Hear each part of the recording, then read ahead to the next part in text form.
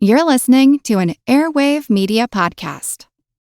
Una silla de masajes puede parecer extravagante. 8 configuraciones diferentes, intensidad ajustable, además es calefaccionado. Y se siente tan bien. Sí, una silla de masajes puede parecer extravagante. Y 2, bueno, aún más. Pero cuando esas sillas de masajes vienen con un auto, se vuelven bastante prácticas. El nuevo Volkswagen Tiguan 2025 con funciones premium como los asientos delanteros con masaje disponibles. Solo parece extravagante.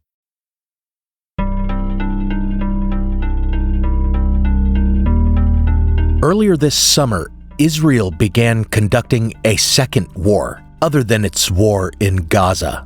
On the 13th of June, Netanyahu launched ground and air assaults, destroying numerous key nuclear and military installations and assassinating a number of important politicians and military officials in Iran. This was the culmination of decades-long tensions between the countries, characterized by some as a Cold War, a conflict that stops short of sustained military action, in which diplomatic relations may remain in place. That's not to say, however, that there has not been military conflict between the two rivals until this year. Their Cold War may be more accurately described as a proxy war, in that Iran is known to materially support militant insurgent groups like Hezbollah and Hamas. And during the Syrian civil war, hostilities expanded from proxy warfare to direct, years-long military confrontation, with numerous attacks and retaliations within Syria. This Cold War heated up in 2024 when Israel bombed an Iranian consulate and Iran seized one of Israel's ships, after which the two countries exchanged airstrikes targeting each other's actual countries. There was a time when Israel and Iran maintained a closer relationship. Iran was the second Muslim-majority country to recognize Israel's independence after Turkey.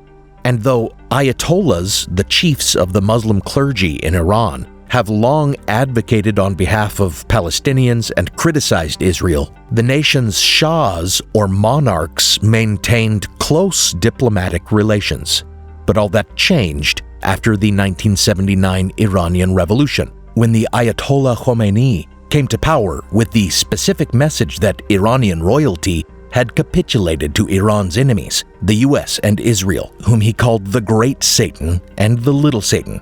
Since then, anti-Semitism has only become more open in Iranian leadership, with many of its major political leaders, including Ruhollah Khomeini's successor as supreme leader, Ali Khamenei, engaging in Holocaust denial, anti-Semitic conspiracy theory about Jewish world domination, and even calling for Israel's total destruction.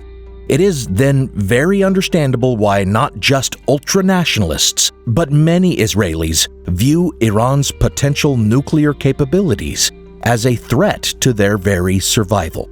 Indeed, it is precisely because of this existential threat that Barack Obama led a coalition of countries to negotiate the Joint Comprehensive Plan of Action, also called the Iran nuclear deal. But Israeli Prime Minister Netanyahu opposed the deal, wanting a much more assertive dismantling of Iran's nuclear program, if not its outright destruction. Indeed, Israeli prime ministers had been pushing U.S. presidents to back them in a bombing campaign of nuclear facilities in Iran since 2008, when Prime Minister Ehud Olmert, formerly also with Netanyahu's conservative Likud party, though more of a moderate, asked President George W. Bush to back him on airstrikes against Iran's nuclear facilities. Bush refused. In 2013, when Obama was visiting Israel for the first time, Netanyahu actually asked him to support airstrikes against Iran's nuclear facilities. Obama refused and instead pursued the diplomatic solution that Netanyahu rejected.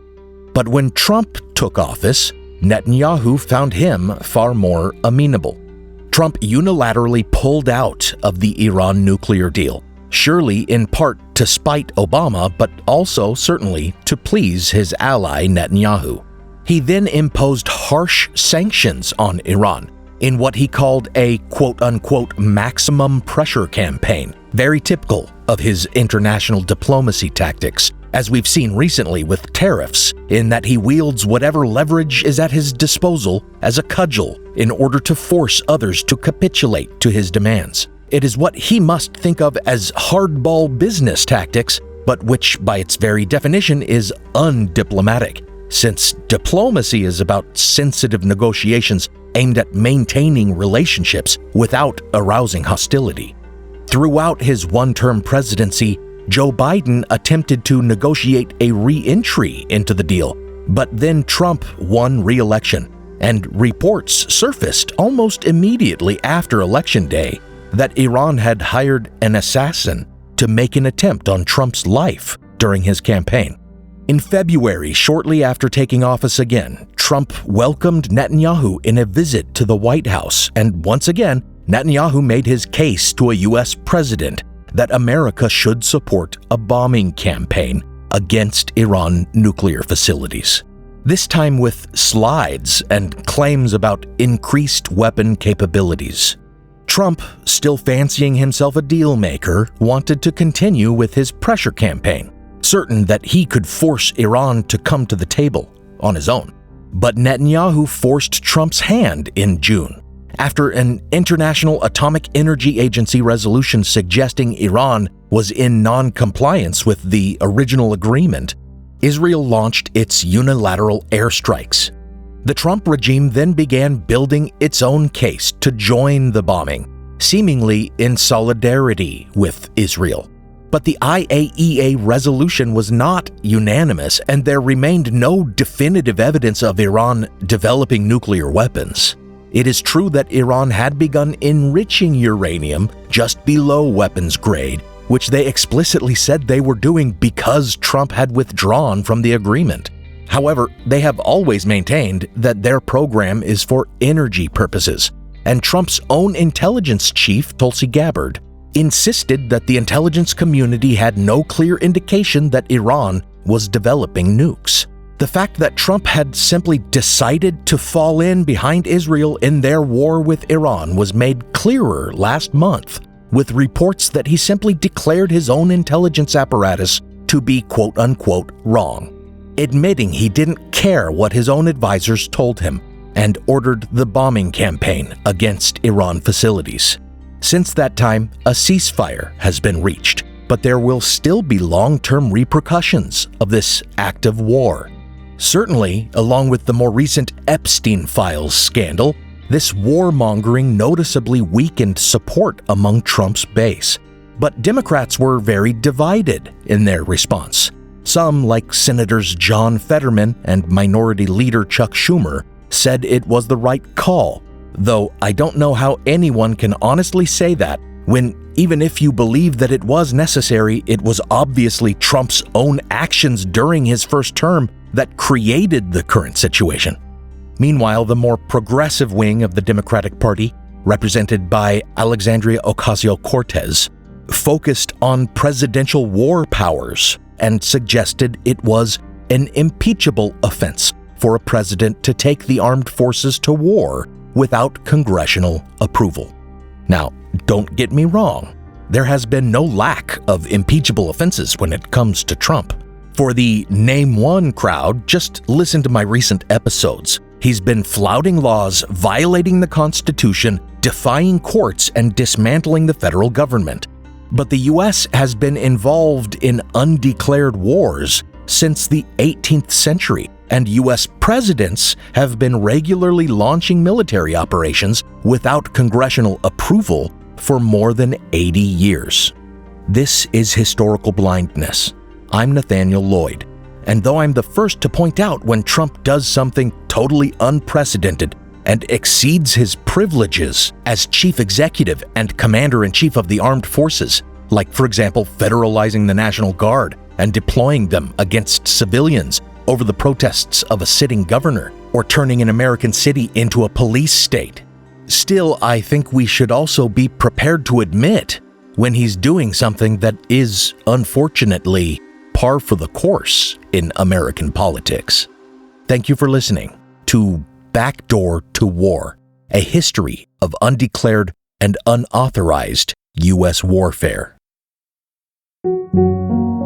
Before I get on with this episode, I want to thank my newest patrons, Jan Zaban or Jan Zaban, I'm not sure which way to pronounce that, sorry, Simon, and new partner-level patron, Josh Haberman.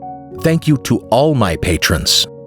Patrons of the show get access to an exclusive RSS feed with ad-free versions of the show, early release of episodes, teasers, and exclusive minisodes between every main release, making this a weekly podcast for patrons on Patreon. If you hear minisodes and think they're little blurbs or insubstantial sound bites, think again. They're fully researched and produced episodes, anywhere from 10 to 15 minutes long, and they tie in with the main episode topics. And they even sometimes fill in the gaps and tell the rest of the story that my main episode didn't have time to tell. For example, after the first part of my series on Israel-Palestine, I released a minisode about the origins of Christian Zionism and the so-called Armageddon lobby. And after the second, I released one about an extremist American rabbi who influenced the ultranationalism running rampant in Israel today. For listeners who are interested, I also sell these exclusive minisodes for just $3 a pop. So head over to patreon.com/historicalblindness and consider purchasing the occasional blind spot minisode that interests you, or supporting the podcast for as little as $1 a month. Now, let's continue the episode.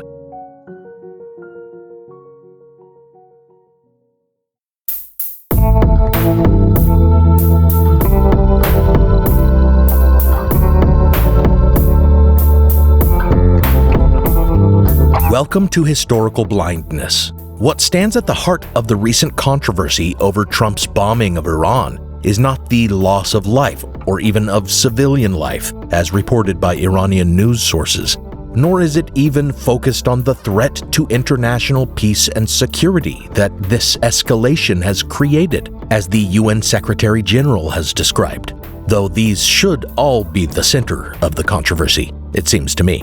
Instead, the controversy here in American politics has focused more on how America could seemingly go to war without an official declaration of war, and whether Trump overstepped the bounds of his power, as he has so many times before, in initiating the strikes. Both of these questions seem misguided and tinged with historical blindness. I don't think any American today can claim to be unaware that the U.S. has engaged in undeclared wars in the past, since the Cold War is so prominent in American memory. Though some may protest that the Cold War did not involve direct military action or was characterized by proxy war, in which U.S. troops only clashed with forces supported by the Soviets and China, but every single one of the proxy wars in the Cold War was an undeclared war. Indeed, America was the pioneer of undeclared or unofficial wars, going all the way back to our quasi-war with France in the last couple years of the 18th century, when a failure of diplomacy led to a brief naval war. It was during the ramp-up to the quasi-war that the Alien and Sedition Acts were passed, including the same law that Trump has recently abused for the deportation of immigrants to overseas prisons. In fact, the number of undeclared wars that the U.S. has been involved in dwarfs the number of officially declared wars. Every war since World War II has gone undeclared. But really, the controversy around Trump's bombing of Iran related to it being unauthorized rather than that a war was being waged without an official declaration.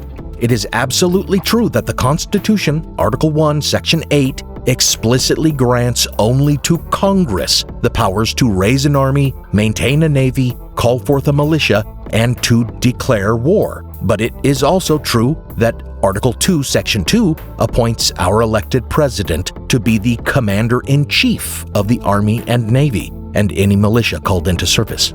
Because of that, the president is deemed to have the power to initiate military operations. And this power was made official in the 1973 War Powers Resolution, which was meant to reassert congressional control of war powers in the face of Nixon's abuse of his powers as commander-in-chief, but which also preserved presidents' ability to initiate military operations, provided they inform Congress within 48 hours and cease all military action within 60 to 90 days if the operation is not authorized by Congress. Going back to the quasi-war, this undeclared war was authorized by Congress, not just conducted by a president on his own authority. It was an undeclared war, or as the Supreme Court termed it, quote-unquote, partial hostilities, or quote-unquote, limited war. But it was indeed authorized by Congress. Unauthorized military operations have a long history in the U.S., even before World War II. Though being associated with larger conflicts, they sometimes went unnoticed, such as when Woodrow Wilson sent troops to Mexico after Pancho Villa in 1916, a quote-unquote punitive expedition that was separate from the authorized Mexican border war, but muddled enough with it to go unquestioned. Or when he sent an expeditionary force into Siberia in 1918 to fight Bolsheviks, an operation viewed as part of World War I, even though it was not. Starting with World War II, America's waging of war on foreign soil, whether an official war or a limited war, authorized or not, has become the fodder for much conspiracy theory, misinformation, and historical blindness.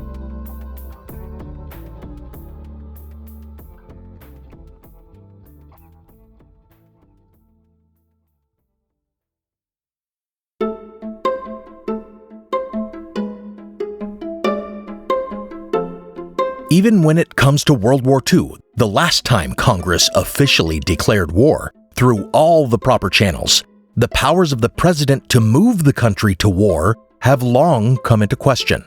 I'm speaking, of course, of FDR's supposed backdoor to war. The evergreen conspiracy theory that FDR not only provoked Japan to attack the U.S. in order to garner broader support to enter the war and come to Britain's aid against the Nazis, but that he even had advanced knowledge of the Pearl Harbor attack and allowed it to happen, a theory developed by historians Charles Beard and Charles Tansel in the late 40s and early 50s, and more recently trotted out again by proto-MAGA paleoconservative Pat Buchanan. It is true that FDR felt strongly about getting more involved in the war and coming to Britain's aid. And it is true that he found ways to bring the country closer to war despite broad support for neutrality, such as pushing for changes to the Neutrality Act in order to sell the UK arms, instituting a peacetime draft, exchanging US destroyers for leases on British air and naval bases, and eventually just lending war materiel to Britain at no cost.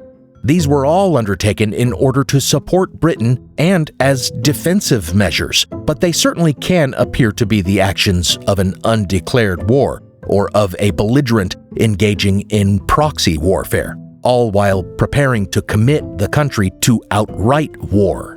Roosevelt's 1940 presidential rival, Wendell Willkie, even said that the president had our boys, quote, almost already on the transports, end quote. And FDR's continual insistence that we wouldn't enter the war unless directly attacked just further contributes to this conspiracy theory.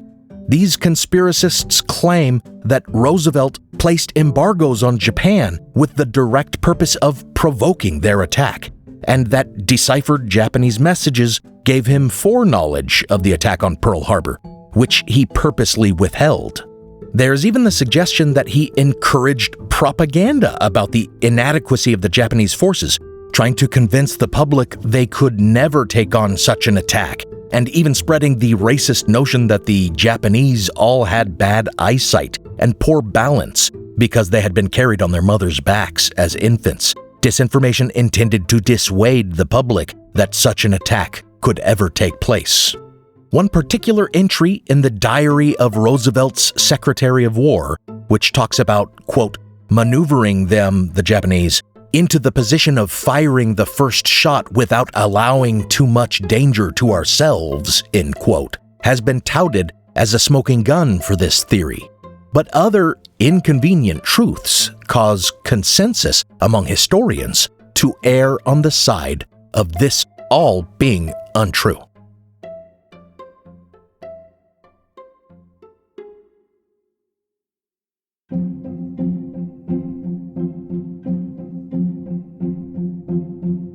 FDR's reasons for the embargoes on Japan were much the same as his reasons for supporting Great Britain in its struggles against expansionist Germany, with whom the Japanese were already allied. And the embargo was more directly a retaliation for Japan's invasion of Southeast Asia, which threatened the West because it gave them control of the region's tin and rubber resources.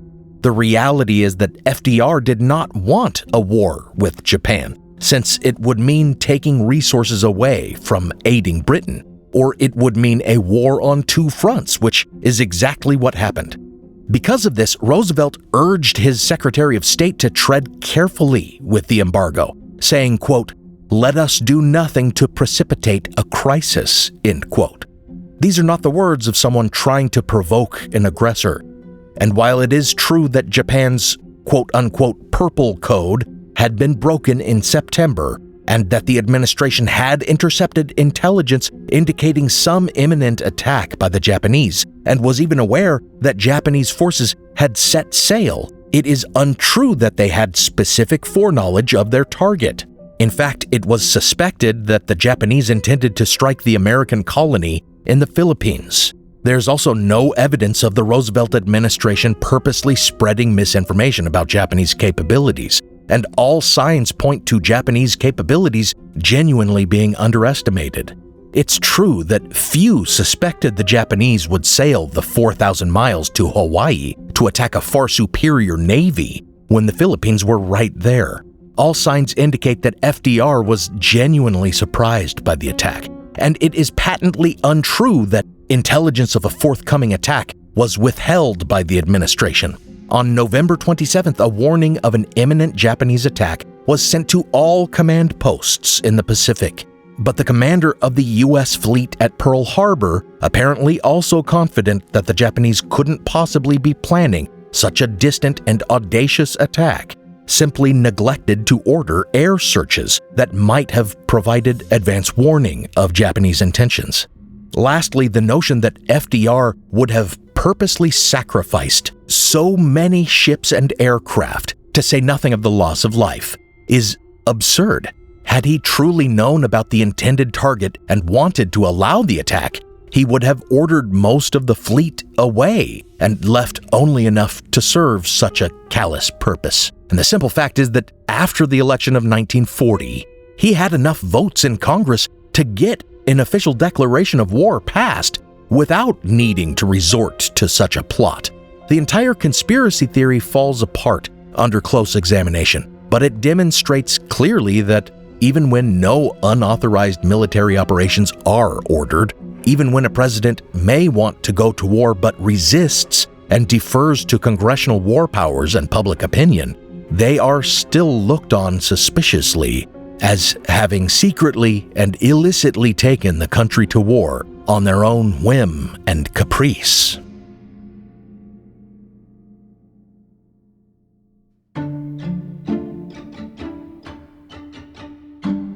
In April of 1945, as the war was coming to its conclusion, FDR died suddenly, taken by a stroke, and his vice president, Harry Truman, was sworn in as the 33rd U.S. president.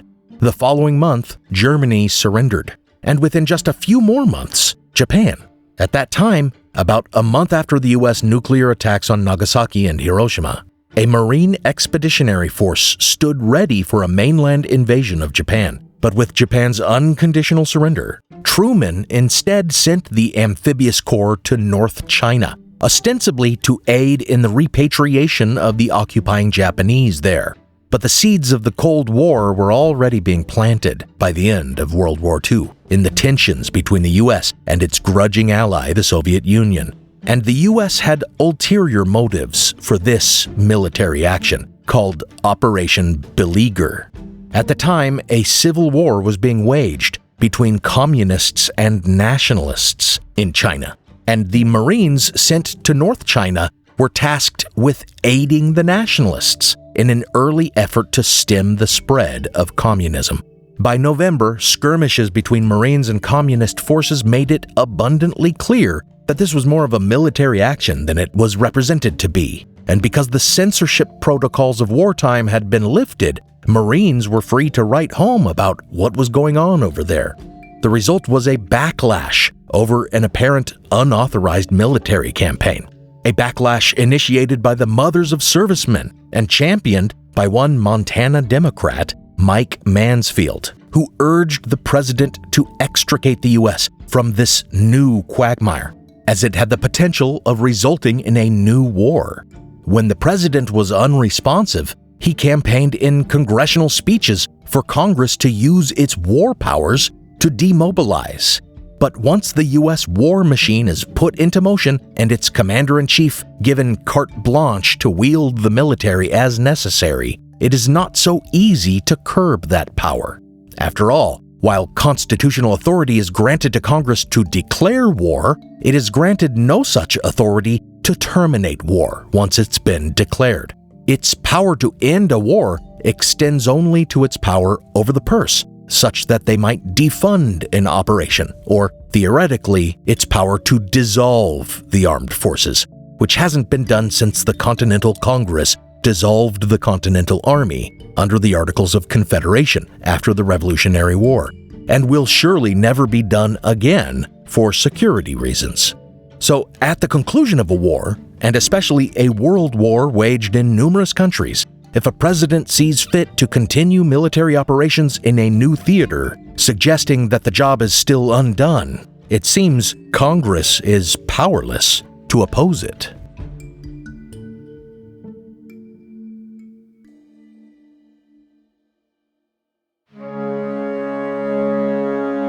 In the end, it was the shift in public opinion that led Truman to pull out of North China. Nevertheless, the following year, Truman came to Congress requesting that the U.S. intervene with military and economic aid when countries were threatened by Soviet expansion or faced communist revolution, such as was then happening in Turkey and Greece. This was the Truman Doctrine, seen as the official beginning of the Cold War, as Congress approved its funding.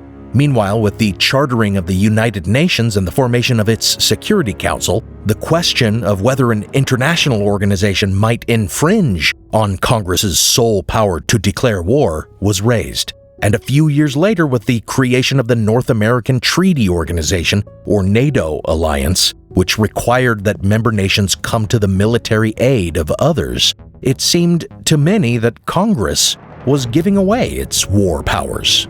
However, an argument made by the Secretary of State that providing military aid to member states was not necessarily a declaration of war ended up swaying the Senate. We see in these years the beginning of our euphemistic separation of war from quote-unquote military interventions, which is what every modern war has really been considered, even if colloquially we still call them wars. In 1950, when the UN Security Council authorized military support for South Korea in their conflict against the Chinese-backed North Koreans, Truman saw fit to deploy U.S. troops without any congressional authorization. When Congress objected and questioned his authority to do so, the State Department issued a memorandum making the case that presidents who have both the authority to command the armed forces and to conduct foreign relations don't need congressional authorization to deploy troops in order to protect American interests abroad. In the memo, the Secretary of State coined another euphemism. Military operations in Korea would be considered a, quote, international police action, end quote, rather than a war or even an intervention. This can be seen as the point in history when war powers were usurped by the executive branch, for neither Congress nor the Supreme Court challenged Truman's rationale. And in fact, Congress eventually apportioned funds for the Korean War and extended the draft. This undeclared war involved nearly 6 million U.S. servicemen and women and cost the lives of more than 36,000. It was a full-scale military engagement, and not officially acknowledging that our country was at war dishonors the casualties of that war. Now for a brief intermission.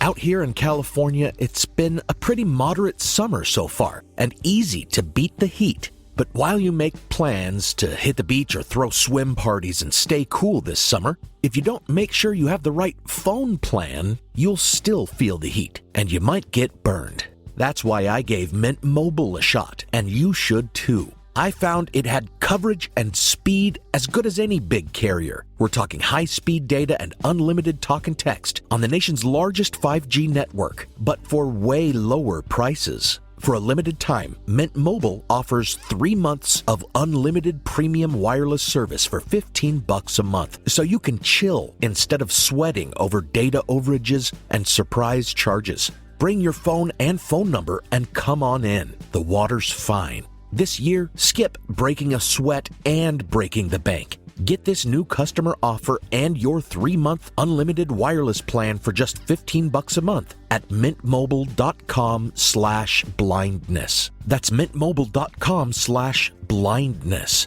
Upfront payment of $45 required, equivalent to $15 a month. Limited time new customer offer for 3 months only. Speeds may slow above 35 gigabytes on unlimited plan. Taxes and fees extra. See Mint Mobile for details.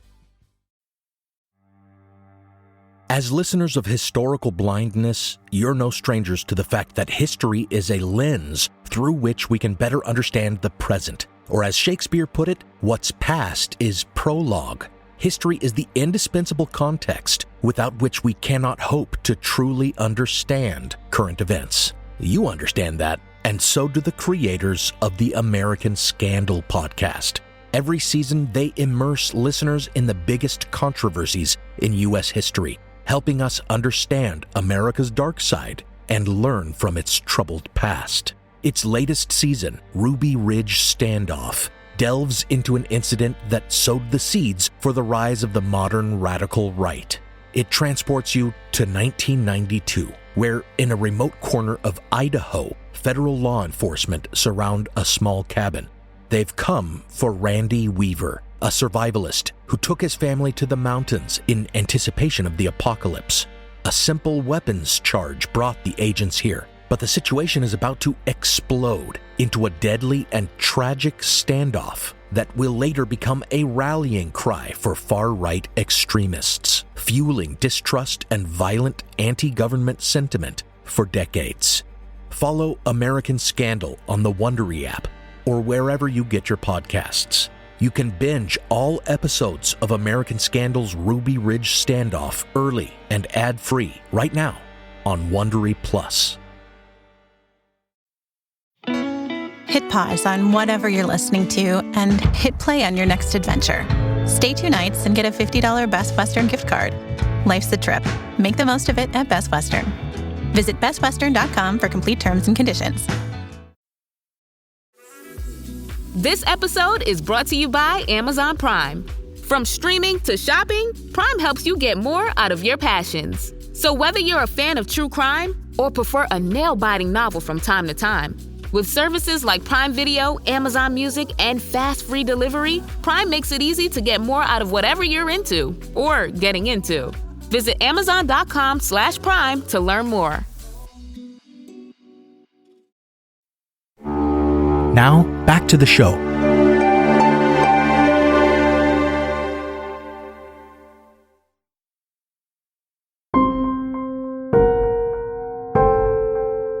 Perhaps because of the potential obstacles of public disapproval and congressional objection, Harry Truman also relied on his newly created Central Intelligence Agency to conduct covert actions rather than put U.S. soldiers on the ground. And this, too, would end up becoming a tool in the war powers tool belt of American presidents. When Truman wanted to overthrow Albanian communist ruler Enver Hoxha, lacking any NATO or UN pretext, he didn't even try to seek congressional authorization, and instead had the CIA, in conjunction with the British MI6, launch the covert Operation Fiend, called Operation Valuable by our British intelligence counterparts, which employed anti-communist Albanians and various European agents to orchestrate a revolution pretending to be homegrown.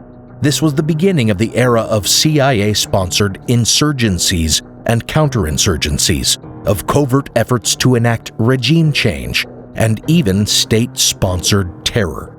The list is long, with the CIA acting in the Philippines in the late 40s to early 50s against the leftist Huck Rebellion, in Guatemala in 1954 to oust a democratically elected president, in Cuba in the 60s with attempts to assassinate Fidel Castro and with the failed Bay of Pigs invasion, in Chile in 1973 to remove socialist dictator Salvador Allende, and in Angola to undermine its independence. A lot of our major military conflicts since Korea have even been preceded by these covert actions, which can be seen as causal or contributing factors. Long before today's conflict with Iran, Ronald Reagan was secretly arming the Iranian-backed Lebanese jihadist group Hezbollah in exchange for hostages, and then using the money from those arms sales to illegally fund the Contra insurgency in Nicaragua, despite Congress cutting off such funding. And before that, back in the 50s, the CIA organized a coup in Iran just to protect their oil interests, an act of war that was foundational to the Islamic Republic's long-standing distrust and hatred of America. Likewise, long before 9/11 and the U.S. War on Terror, the CIA funded and armed the Mujahideen insurgents fighting Soviet occupation, which would eventually allow for the rise of the Taliban that they would later fight. And even the next major U.S. undeclared war after the Korean War, in Vietnam, was preceded by Operation 34A, in which the CIA planned and conducted attacks against the communist North Vietnamese, using South Vietnamese recruits as commandos. In 1964, Lyndon B. Johnson sought congressional authorization for military actions in Vietnam, based on alleged attacks by the North Vietnamese against U.S. warships in the Gulf of Tonkin. But later leaked and declassified Pentagon and NSA documents have provided a clearer picture, revealing that the first attack coincided with one of these CIA-backed raids, raising the genuine question of whether the North Vietnamese were attacking the warship as a direct response to the raid, and whether the warship's presence was intentionally timed to coincide with the covert raid in order to give the deniable impression that the U.S. was conducting it, thereby provoking an attack they could claim was unprovoked. And the fact that American military intervention in Vietnam was further predicated on an alleged second attack on U.S. warships in the Gulf of Tonkin that does not appear to have actually occurred has turned the pretext for the Vietnam War into a conspiracy theory that is hard to call baseless.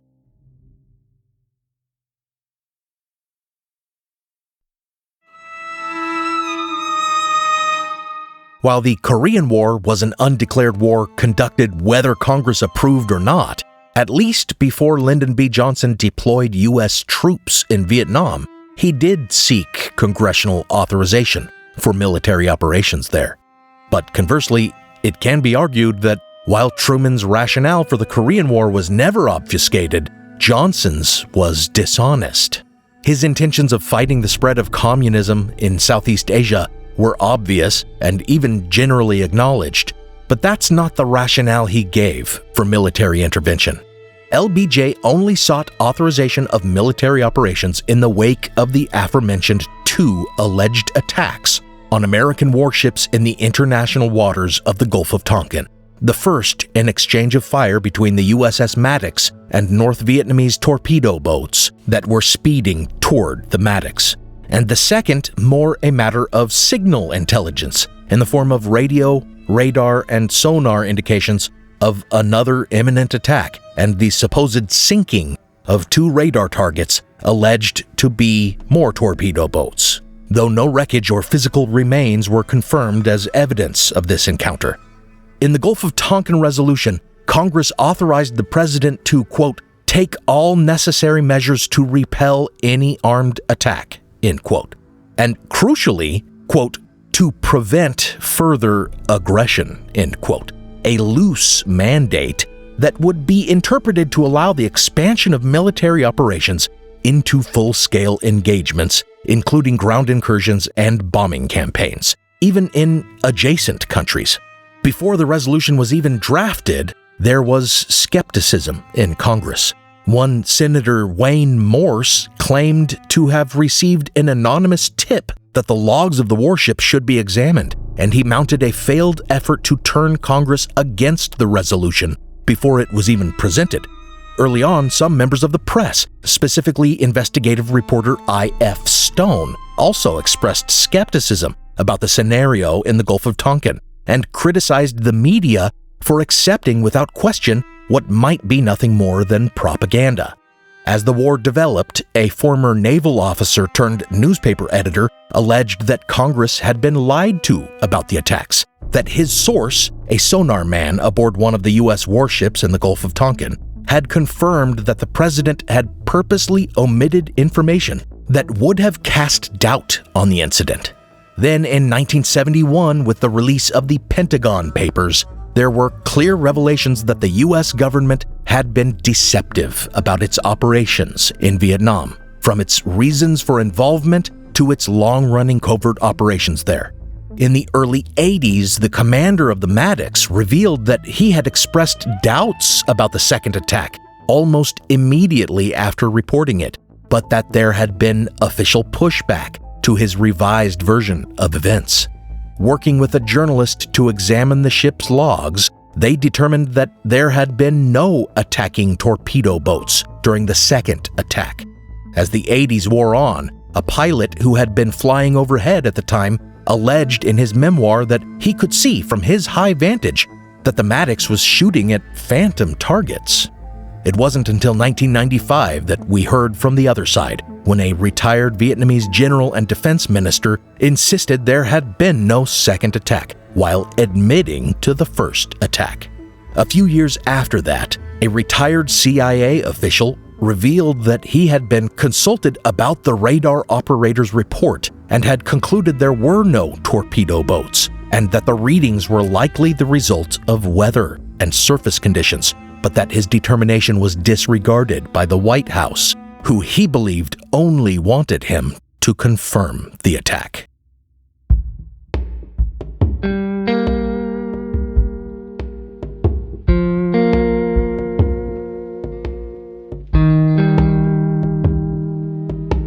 Finally, in the 2000s, a flood of revelations came. In 2001, an internal NSA study was released showing that during the first attack, the one that actually seems to have happened, the Maddox fired warning shots at the approaching torpedo boats first, whereas formerly it had always been alleged that the torpedo boats fired first.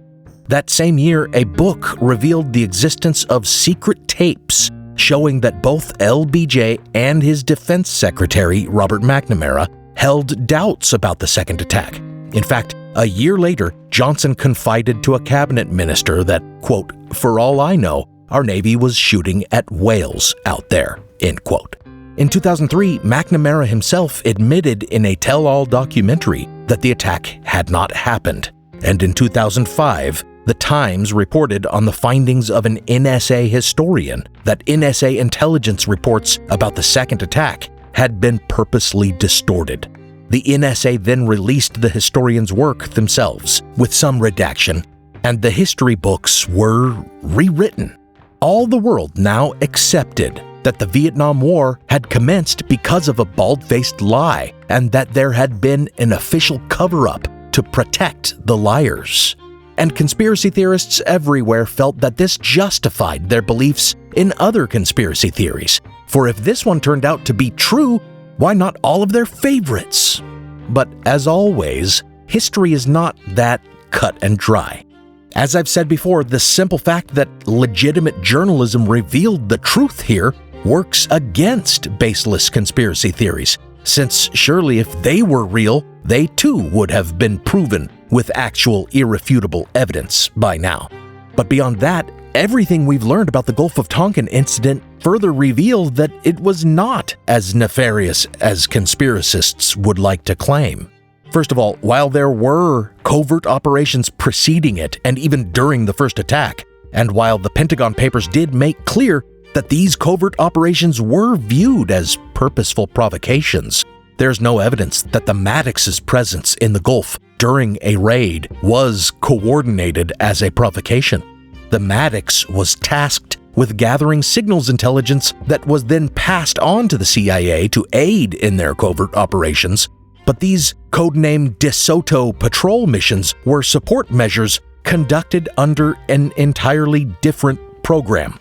In fact, insofar as DeSoto missions were known to coordinate with Operation 34A, it was to order the naval vessels to steer clear of raid sites, not to make themselves seen.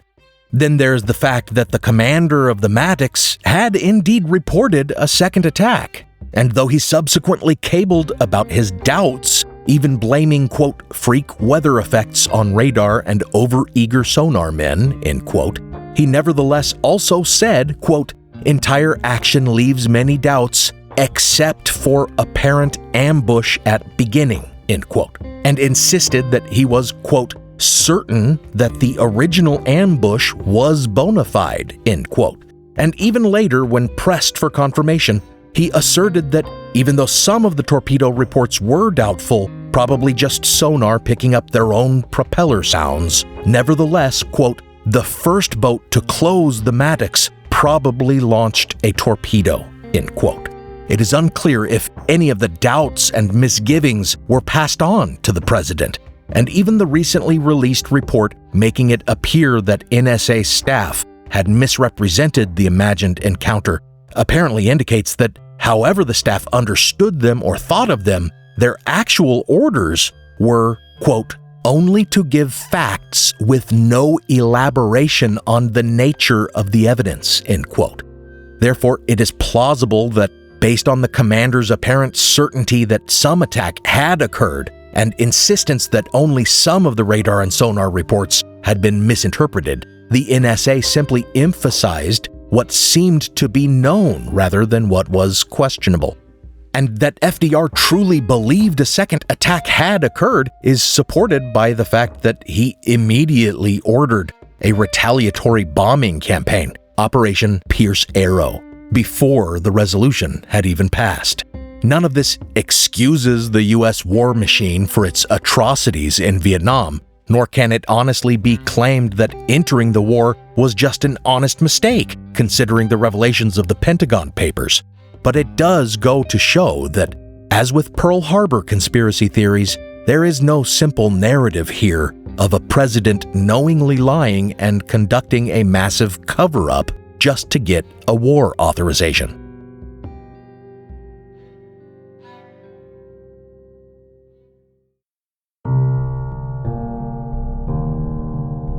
As the war in Vietnam worsened and even spilled over the country's borders, Congress questioned whether military operations exceeded the mandate of the Gulf of Tonkin Resolution, and LBJ then proved that, in his view, seeking congressional authorization had been a mere courtesy, not a necessity, by arguing that constitutional authority to direct military operations as he saw fit was invested in him as the chief executive and commander-in-chief of the armed forces, not Congress, because, as his Justice Department put it, the military actions in Southeast Asia fell somewhere, quote, short of war, end quote.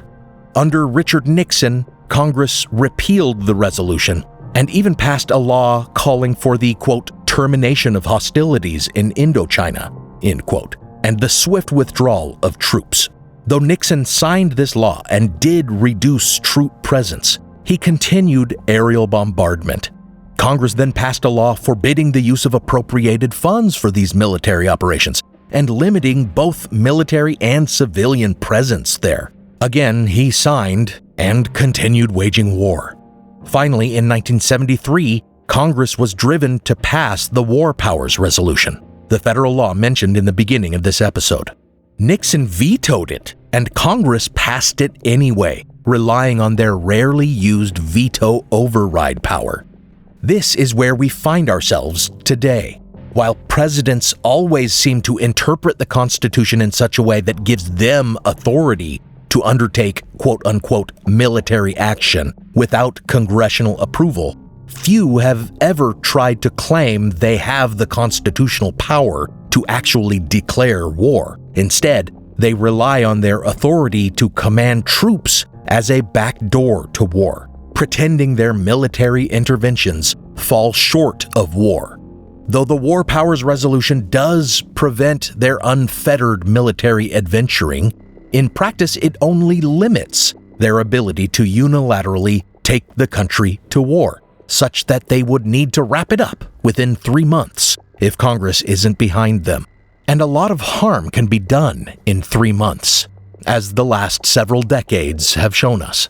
Reagan sent troops to Grenada and Lebanon in accordance with the War Powers Resolution, and Bush Sr. followed its requirements in committing troops to Panama, Kuwait, and Somalia, as did Bill Clinton with his military interventions in Bosnia and Kosovo, Somalia, Haiti, Iraq, and Sudan.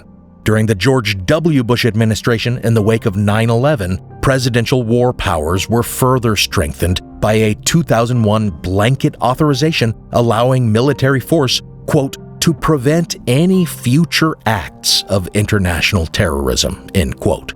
Of course, just as there were conspiracy claims about Pearl Harbor, there are baseless assertions that intelligence about 9/11 was suppressed in order to find a pretext for a Middle East war. I don't think it's necessary to refute those claims here. Maybe I will eventually, but I think the news footage of Bush's dumbstruck face when he was informed about the hijacked planes hitting the towers should suffice to demonstrate that he, at least, had no idea what was coming. Likewise, just as the pretext for military authorization in Vietnam appears to have been false, so too the Bush administration's pretext for war in Iraq was also based on false intelligence, Saddam Hussein's ties to al-Qaeda, and his supposed development of weapons of mass destruction. And just as LBJ's false pretext was not necessarily the evil plot it has been depicted to be, so too the truth about Bush's war pretext is also obscured by oversimplification and partisan politics. I, again, don't have space to develop this here, and maybe one day will, but suffice it to say that any nuanced view of the ramp-up to the Iraq War, in which a poor understanding of the political situation and an earnest intelligence failure resulted in a mistaken evaluation of the threat, is rejected in favor of a conspiracy narrative that has Bush or Cheney or whoever rubbing their hands together like Batman villains planning to pull one over on the world. I am skeptical of all such narratives.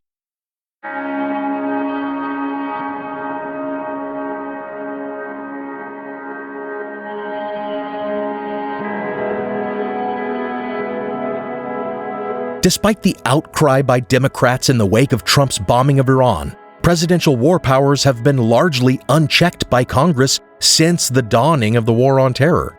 First of all, when presidents want to deploy troops somewhere, they can, as long as they tell Congress about it. And if Congress demands they bring the troops home, they still have ample time to finish any operations before they would need to do so. And even then, under the 2001 authorization still in effect, they can argue that it is simply a counter-terrorism operation, giving them carte blanche to carry on. Obama enjoyed and used these powers when he commanded military interventions in Afghanistan, Iraq, Libya, Syria, Yemen, and Pakistan to kill bin Laden. Trump continued several of the same deployments and conducted counter-terror operations in Somalia and Niger during his first term. Biden, too, bombing Yemen and Syria and sending troops to defend Ukraine and Israel. I don't say this to condone hawkish military interventions, but it's just the norm now. I don't think that in most cases it makes the world a better or safer place or that it improves America's standing in the world. In most cases, I think the opposite is true. And in the specific case of Iran, as I said, I think Trump created this situation. And I've already made the case that our military support of Israel, which this was very much a part of, has become deeply problematic. But Trump did follow the letter of the law, informing some lawmakers about the operation after the planes took off, but before the strikes, and meeting the requirement of the War Powers Resolution by informing Congress within 48 hours. And the operation concluded well within the law's time limit. But he certainly did not follow the spirit of the law, which allows these unauthorized military operations specifically because there may be times when Congress is not in session and cannot be duly informed in time.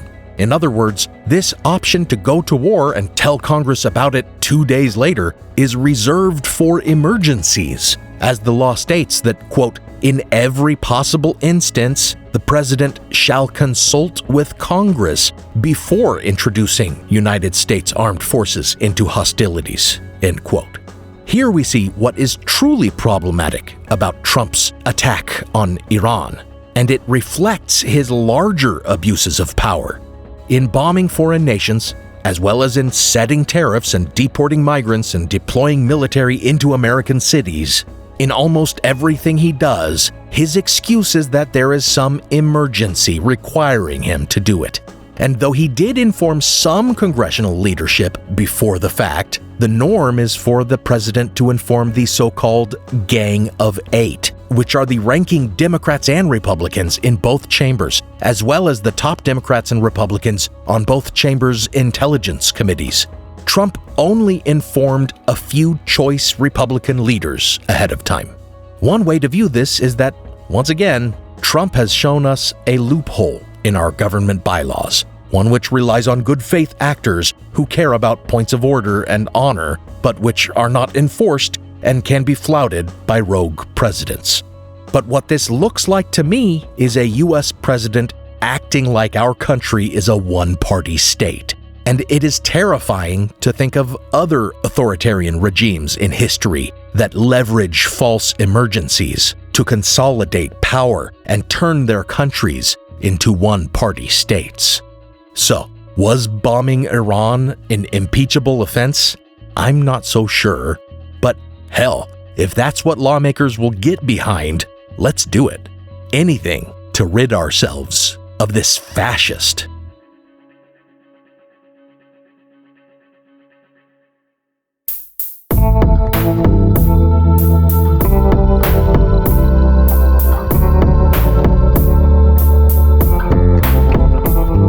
Thank you for listening to Historical Blindness. I'm starting a new professorship that will demand more of my time, and I may struggle to find time to devote to the podcast, especially between September and December. I'll let you know with announcements if there will be any delay. But this summer I've been busy. I now have all my episodes on YouTube as videos, so if you prefer to listen there, it doesn't really help my download numbers, but you can do it.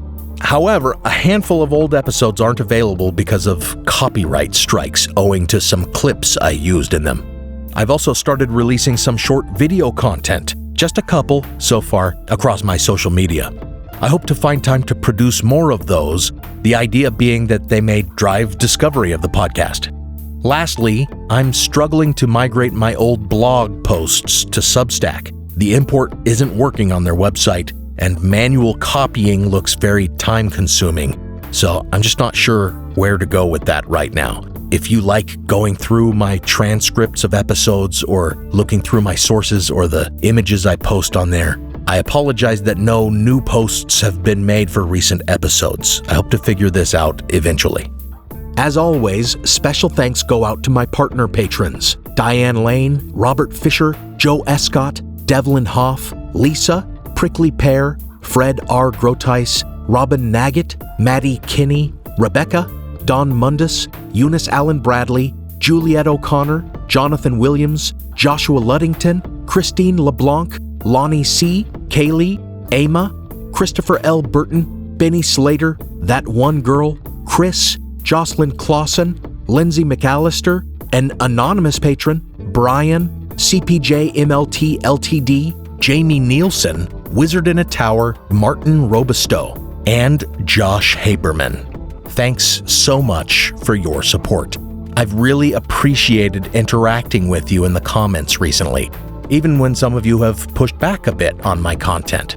And you patrons at $5 and higher, especially you partner patrons, I owe you a copy of my book. I may have fallen behind on that fulfillment. I need to send those ebooks out, and for partner level patrons, I hope to order some hard copies and ship those soon if you're within the United States. This podcast is part of the Airwave Media Podcast Network. Visit airwavemedia.com to listen and subscribe to their other fine shows, like The Constant and Who Did What Now. Some music on this episode was licensed through a Blue Dot Sessions blanket license at the time of the episode's publication. Additional music is by Kai Engel and by Kevin MacLeod, licensed under a Creative Commons Attribution license. Check out the show notes for a list of the tracks used. You can support the show by pledging on Patreon or by making a one-time donation on PayPal. Find those links in the show notes or find me on Venmo at Historical Blindness. Until next time, remember, just as Trump cannot deploy troops outside of the U.S. for any extended period of time without authorization, he cannot deploy them domestically or impose martial law according to the 1878 Posse Comitatus Act without an act of Congress. So now, with Trump sending his toy soldiers marching all over D.C., we seem bound yet again for a true test of Congress's power to check executive privilege, making it more important than ever that Republicans be stopped in their efforts to gerrymander their way into a permanent majority in Congress. If you enjoy bizarre true stories, then the Useless Information Podcast is the podcast for you. For example, did you know that author Robert Louis Stevenson gave his birthday away? Or that there was a football team that played for 6 years before someone realized that the school never ever existed? Or that a dog in upstate New York was once placed on trial for murder? Well, to hear these and hundreds of additional fascinating true stories from the flip side history, be sure to check out the Useless Information Podcast. That's the Useless Information Podcast, podcasting worldwide since 2008 and available on Apple Podcasts, Spotify, or wherever you're listening right now. Be sure to check it out. Hello everyone, Stakuyi here. And I'm Gabby. And we are the hosts of History of Everything, a podcast which you can probably guess by the name is, well, it's about everything. Do you want to know why people thought potatoes were evil and would give you syphilis? Are you curious about all the stories of the terrible and stupid ways that people have kicked the bucket over the years? Do you want to hear tales about all of the different badasses of history and the lives that they had brought to life? Well, if so, then look no further. History of Everything is just the right podcast for you. It's available on Spotify, Pandora, and anywhere else that you get your podcast from. Join us for some fun and just see how weird and wacky history can be.